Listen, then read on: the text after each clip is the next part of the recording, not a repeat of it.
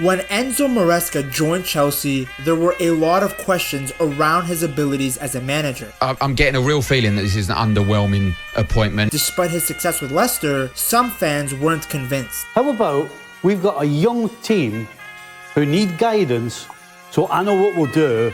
Let's get a young, inexperienced manager and hope that he's able to guide them. The only thing Premier League fans knew about the Italian was that he spent time as one of Pep's assistant coaches. Therefore, everybody who once shared coffee with Pep Guardiola is going to make a Premier League manager. It just does not work like that. So how has Maresca transformed Chelsea from a team that was considered to be one of the least exciting teams After this young, exciting team that could be. It's not a young and exciting team. to one of the best sides in Europe again?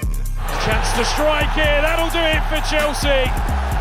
Conference League glory wrapped up by Moise Caicedo. The main man for the big occasion.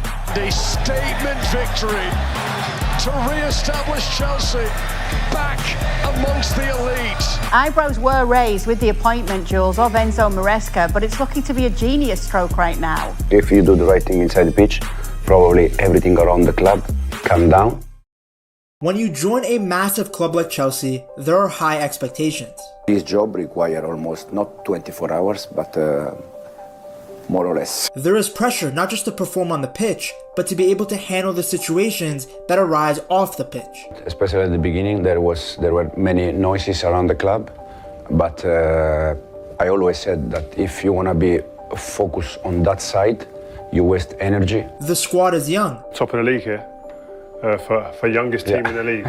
A big difference between the 2 years. years. 2 years. And the club is infamous for having a short leash for managers. We are in a transition period. We are trying to build something important, not for this season, but for the next 5 years. But while the world might have doubted Maresca, he was confident in his own ability. He had begun his managerial career at Ascoli.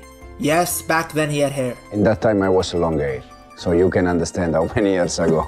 He started out officially being appointed the assistant coach because he did not have the required coaching badges at the time. But even though he was technically second in command, he was respected by everyone. Even that early in his managerial career, his principles were obvious. He wanted to dominate possession, maneuver the opposition into traps, then take advantage of the open spaces at speed. Maresca's name began to pick up even more buzz among managers when he joined Manuel Pellegrini's backroom staff at West Ham. Pellegrini has been a big part in my decision to try to be manager.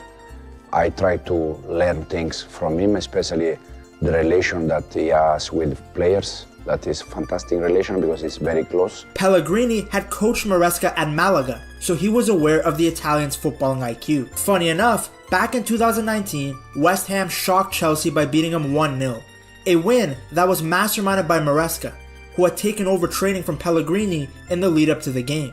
Just like his time in Italy, Maresca was respected by the West Ham players, and according to The Guardian, they enjoyed his training sessions. So when City were looking for a new under-23s manager, it seemed that Maresca was the perfect candidate. In fact, according to The Athletic, City's sporting director Tiki wanted to pair Maresca with Pep, as he saw the Italian as a strong candidate to potentially succeed Pep in the future. It turned out to be the right decision, as Maresca led City to the club's first ever Premier League 2 title. Reports indicated that Maresca and Pep were in close contact in the 2021 season, partly due to the pandemic. Working alongside Pep has been fantastic for 2 years, because even when I was with under 23, I was very close. It is said that Maresca was the first under 23s boss to really make a connection with Guardiola.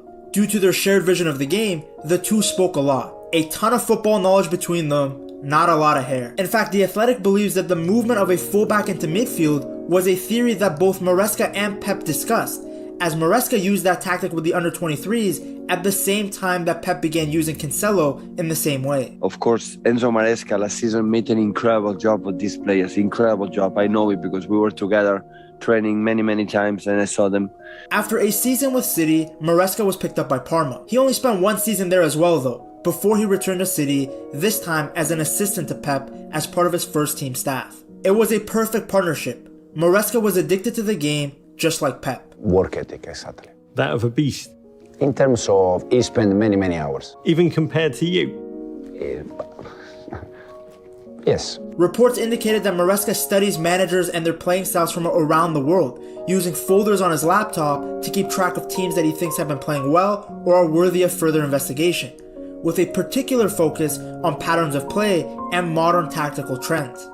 His whole method, it was like a numbers thing, so not just where the numbers are, where the overloads are. Both during his time at City and at Leicester, players made it clear that Maresca was able to quickly and effectively get his ideas across. Maresca has got his method. This is exactly how he wants to work. This is a proven method that he's studied over years and years of even when he was playing and into his coaching. With all of this experience, combined with his title-winning season at Leicester, Maresca felt prepared to take on the challenge of managing Chelsea. But it has been quite easy to decide to join this club because it's a huge club, for me one of the best or important club in the world. Maresca's time with Pep clearly influenced him massively because just like Pep, Maresca came in with a plan and made it obvious who was not a part of his team going forward. In this moment, they are training apart. As I said already the other day, the situation with both of them is quite clear. Pep, when he came to Barca, immediately got rid of Ronaldinho and Deco.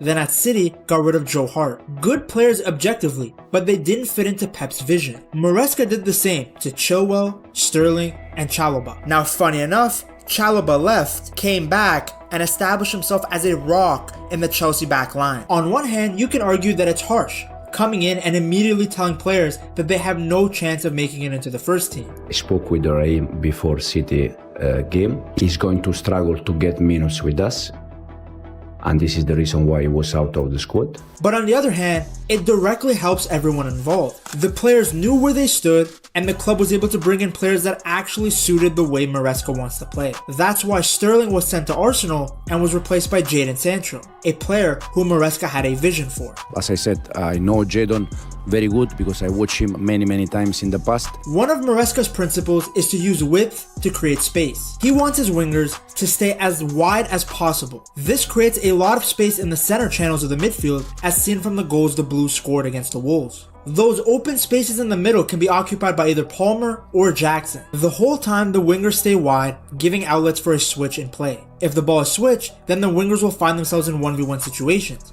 This can really disorganize the opposition and create space in areas where normally it would be very crowded. Another one of Maresca's core principles is to have a numerical advantage in key areas of the pitch. He achieves this through inverted fullbacks, overloading the middle of the park. Bring the fullback inside when we have the ball, because the idea is to have an overload in the middle, extra player in the middle. Often either Cucurella or Gusto inverts into the midfield next to the holding midfielder, in this case Caicedo, freeing up space for someone like Enzo to push further up the pitch. This changes the team shape to a 3-2-5, creating a box in the midfield. Against teams that defend with 3 players in the center of the pitch, Chelsea will have a one-man advantage. Of course, the downside to this is that a lot of teams apply intense man-to-man pressure, which can cause defensive errors. To combat this, Maresca has instructed his goalie to be much more active in the build-up process. Then when we try to play here and they are a little bit more aggressive, we need to come back with the keeper. It is not uncommon to see the keeper advancing higher than normal to receive a pass or initiating a quick counterattack. In this case, if this player drop here, the keeper is dropping in is going the opposite side. So if the opposition decides to go to a man-to-man press, the back 3 will stretch and the goalkeeper will come in on the opposite side of whichever center back has the ball. That creates an 11 versus 10 situation, so once again Chelsea have the numerical advantage. Having an inverted fullback has probably helped Caicedo more than any other player. Under Pochettino, Caicedo would often find himself alone in the middle of the park. With the fullbacks hugging the sidelines and Enzo pushing more forward, he had too much ground to cover on his own and nobody was really close to him when he got the ball. But now, depending on who inverts in, Caicedo has either Cucurella next to him or Gusto. This also explains why Maresca didn't have faith in Chilwell. Probably one of the quality for sure that he has to be able technically and be able to play in the traffic. Gusto and Cucurella are much better on the ball and in tight spaces, which is exactly what he wanted to see from his fullbacks. The only way the opposition can really combat this is to go even more aggressive in their pressure and push more players up the pitch. But obviously this results in much more gaps behind the back line, which Chelsea can take advantage of with long balls in behind.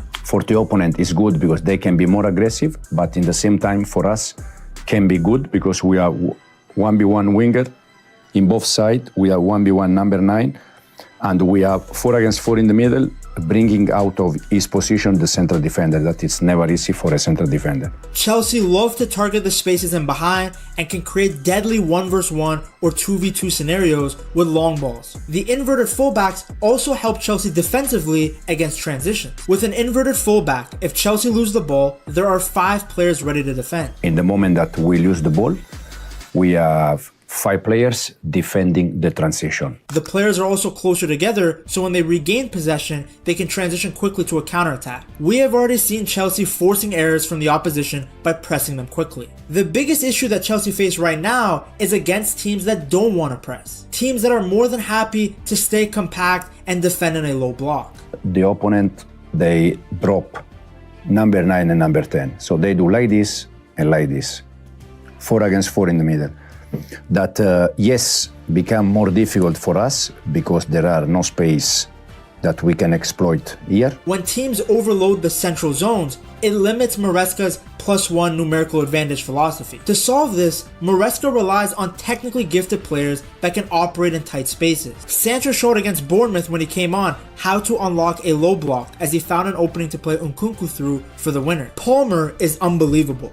Not only can he create chances against low blocks, but he can also initiate counterattacking opportunities with his long passing. He can also be the one scoring the chances. He flourishes in the pockets of space that is created from the overload. What makes Maresca such a good manager is his flexibility, and we saw that on full display at the Club World Cup. He used the opportunity to experiment with some new tactical ideas in a competitive environment. I mean, just look at the different shapes Chelsea used in various games. Now, some of the tweaks were out of necessity, like when Jackson was suspended and Caicedo was suspended, but he does like to experiment with a lot of different ideas. I mean, the guy doesn't get called Chicken Parm Pep for no reason. We saw him experiment with Palmer as a left winger against Benfica, and we have seen Reece James play multiple games as a midfielder. I see Reece as a midfielder, not now, since day one.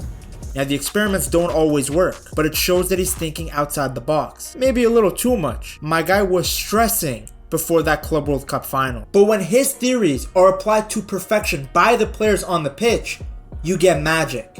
And that's exactly what happened between Chelsea and PSG at the Club World Cup final. Maresca had played João Pedro against Fluminense due to Delap's suspension, but the Brazilian had played so well that he got the start in the final. And it was his positioning and movement that caused so much trouble for the PSG defense. Whether he was coming short or going in behind, he was a threat all game to the croissant lovers. By occupying the center backs, João Pedro created space on the right side, and it was from that side that all 3 of Chelsea's goals happened. First goal came from Gusto getting in behind, then finding Palmer. Second goal came from Palmer having too much space in the right half space. And the third goal was the same, except this time Palmer passed it to João Pedro, who chipped Donnarumma. This was no accident, it was planned all along.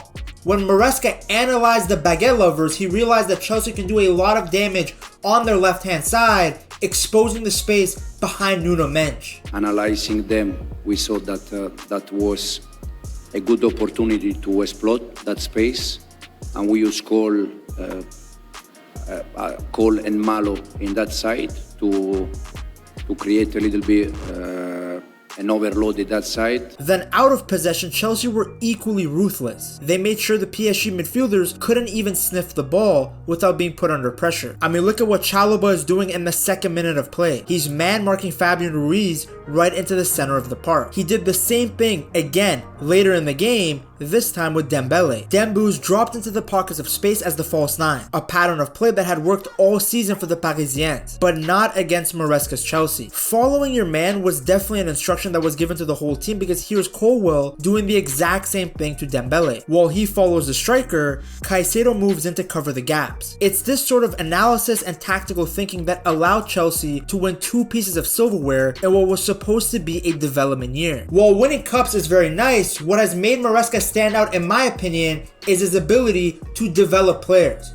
There are so many guys whose entire reputation has changed because of the Italian. Let's start with a player that is still polarizing, Nicholas Jackson. He's actually perfect for Maresca's system, because he has the ability to drop deep as a +1 in midfield and provide support to the build-up. 9 dropping give us the the chance to connect with him and to set the ball with the shoulder midfielder, or if he's dropping too much, we can play with him and set the ball with the attacking midfielder ready to attack. You see, when Chelsea are playing against a low block 4-4-2, initially in the first stage of the build-up, the inverted fullback gives them a numerical advantage.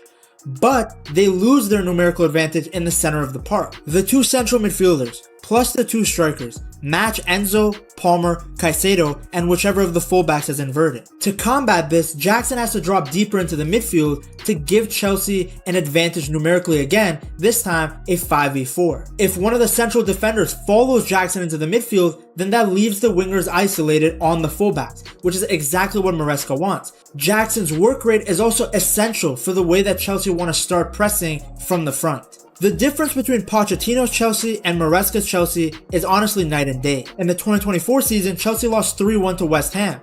But in 2025, they dominated the Hammers 3-0. Another player whose reputation and performances have changed drastically under Maresca is Cucurella. This is a player who at one point looked like he was only signed for Brighton and Chelsea to launder money. Remember when he slipped twice against Spurs? Yet fast forward and the Spaniard was named the best left back in the tournament at the Club World Cup. Depending on the opposition, he's been asked to play multiple different roles.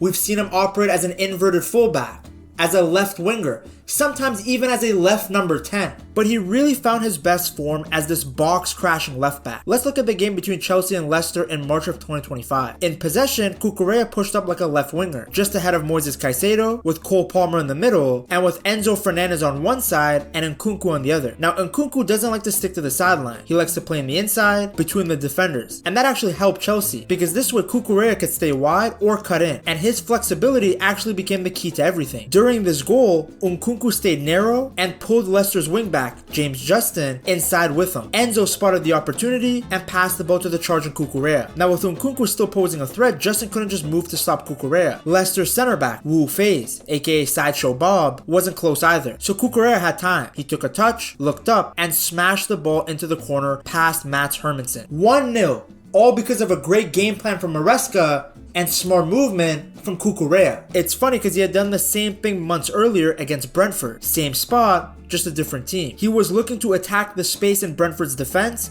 in between the center half and the right back. When Madueke received the ball, Van den Berg moves over to Mark Jackson, which leaves Cucurella wide open. He attacks the space in the box, and Madueke did something which I thought he was allergic to. He passed the ball, and Cucurella headed it into the net. Do you guys think he feels anything if he heads the ball with the top of his head instead of his forehead?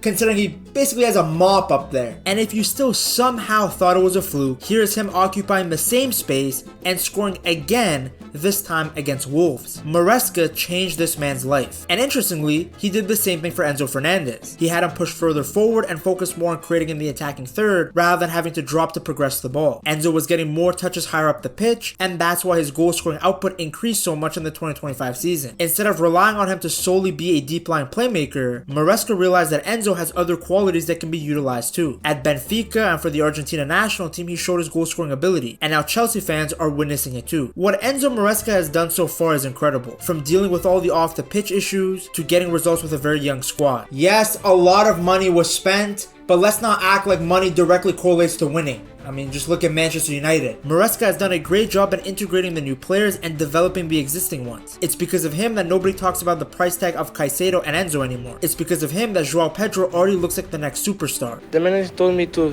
play free, to do my best for the team.